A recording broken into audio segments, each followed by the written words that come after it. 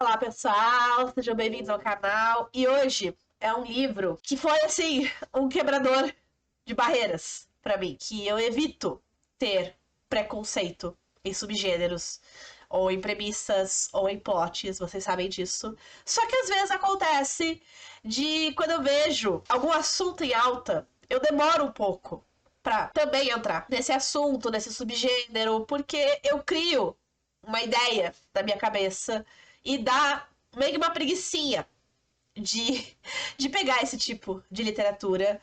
E esse livro eu ganhei, se eu não me engano, ano passado. Na verdade foi muito engraçado, porque eu não ganhei só esse. Eu ganhei alguns outros livros do meu marido que estão no mesmo subgênero.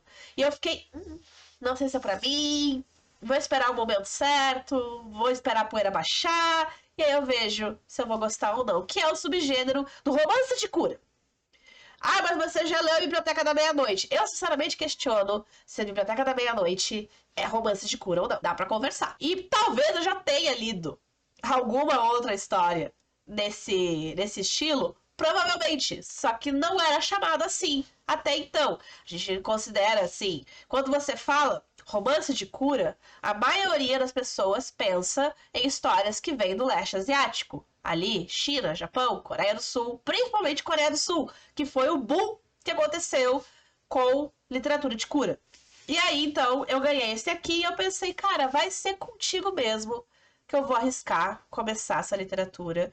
E, gente, não esperava gostar tanto da história. E realmente eu consigo entender o apelo de pessoas que gostam de romance de cura e se fixam nesse subgênero, nessas plots, mas ao mesmo tempo eu fiquei, tá, tipo, ele é motivador e tudo mais, mas também não é nada demais.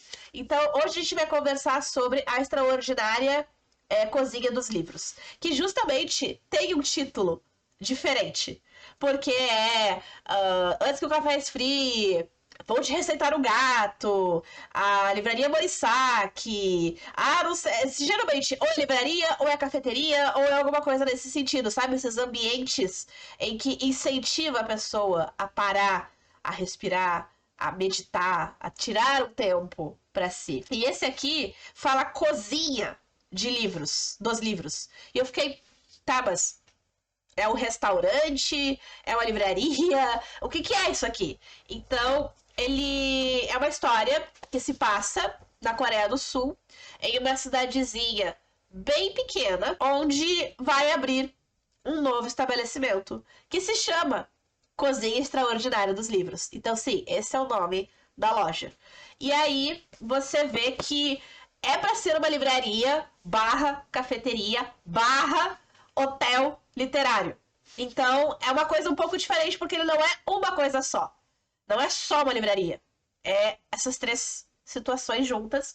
E a nossa responsável, que a gente inclusive conhece um pouco mais durante a história, é a Yujin, que até então parece que não tem experiência nenhuma na área. Ela não trabalhou antes como livreira, numa cafeteria ou no hotel. A gente vai conhecer um pouco mais do passado dela, inclusive o motivo para ela abrir essa loja. Porque se você for pensar, claro, contexto de Coreia do Sul é bem diferente do contexto brasileiro na questão de abrir livraria.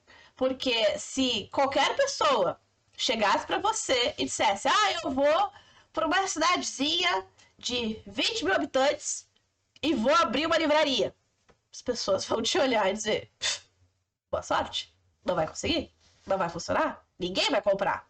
Então é diferente, porque logo no início a gente já percebe que essa livraria ela tem tudo para dar certo. Por quê? Porque pratica os melhores preços? Não. Por quê? Porque ela tem livros que só são encontrados ali? Não. Mas é o ambiente. Não apenas a dona, mas os personagens, os funcionários que estão ali, eles criam um ambiente gostoso de se estar. E justamente pousada literária, né? Por quê? Porque a Yuji, ela também não é boba. vários momentos a gente pega ideias muito legais dela. Inclusive, quem tem, assim, estabelecimento comercial de venda de livros, eu, que trabalho em biblioteca, já pensei em fazer algumas das coisas que ela menciona que ela vai fazer aqui nessa história. Então, assim, ela tá sempre fazendo alguma coisa diferente. É convidando autor para fazer a noite de autógrafos, é fazendo o momento de mandar você comprar um livro, escrever uma carta, anexar no livro, deixar com ela para ser enviado no Natal, para a pessoa receber só no Natal.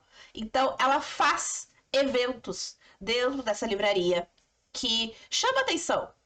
E assim, gente, talvez hoje, as crianças dos dias de hoje não saibam como é que é, mas eu cresci indo e frequentando sebos, livrarias pequenas e, claro, algumas livrarias grandes, como a Cultura, que tinha uma em Porto Alegre. Infelizmente, não tem mais. Mas, assim, eu fui em livrarias que não eram só de shopping. E, realmente, é um ambiente gostoso. Dá vontade de ficar. Dá vontade de andar nas prateleiras.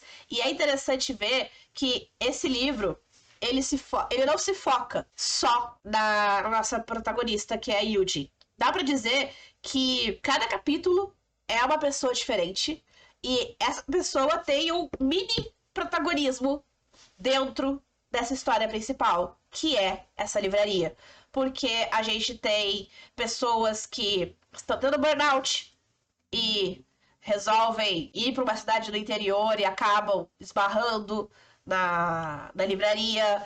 Pessoas que não sabem se estão na carreira que deveriam estar, porque foram no automático procurando dinheiro e agora não sabem se estão felizes. Temos cantora que não consegue dormir e que queria visitar a casa da avó, que coincidentemente era onde antes fica agora, né, o hotel. Então, são personagens, cada um deles com problemas bem adultos, certo? Que estão esgotados, que estão cansados, que acho que todo mundo ali passou dos, quê? 24, 25 anos, quando a gente sai da faculdade e começa a entrar no mercado de trabalho e tem que se preocupar com conta, luz, água, comida, responsabilidades, todo momento, em algum momento, a gente vai passar por uma crise. A gente vai passar por um momento em que a gente para e fica, o que eu tô fazendo na minha vida? Onde eu tô? É onde eu queria estar? Não tem como, se eu tô numa situação ruim, não tem como melhorar, não tem como sair sabe? Então, ele é aquele tipo de história que se você não se conecta com o personagem, no próximo capítulo vai ser outro, e aí talvez esse que vá ser o que vai virar a sua chave. E todos eles, invariavelmente, vão parar nessa livraria. E seja por causa da própria Yujin, seja por um livro que viram lá, por um evento que está sendo programado na livraria, todos eles vão sentir que, assim, perspectiva, sabe? Realmente é um espaço para se colocar em perspectiva.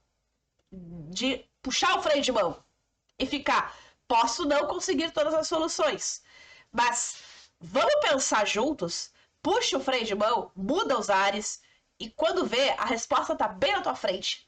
E tu não imagina. Então, não dizendo que magicamente todos os personagens que são citados aqui tiveram suas vidas alteradas para melhor e eles resolveram todos os seus problemas. Não, porque a livraria não faz isso.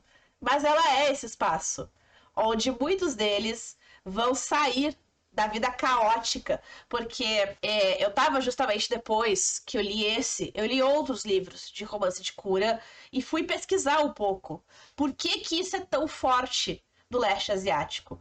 E aí a gente precisa entender que eles têm uma vida corporativa muito grande, em que, por exemplo, no Japão, dependendo da área que você trabalha, não tem férias, não tem final de semana. Você trabalha todos os dias. Porque para eles o trabalho é uma coisa que dignifica a vida. Então, é errado você não trabalhar. É errado você faltar serviço porque tá doente. Então, eles às vezes precisam desses espaços em que eles têm o freio de mão puxado, que não é uma vida caótica, pegando trem, ônibus, carro, ligações, chefe cobrando relatório, produção, sabe? Números. Não, é um lugar tranquilo, zen. E tem coisa mais tranquila que livro? Então, pra mim, foi gostoso.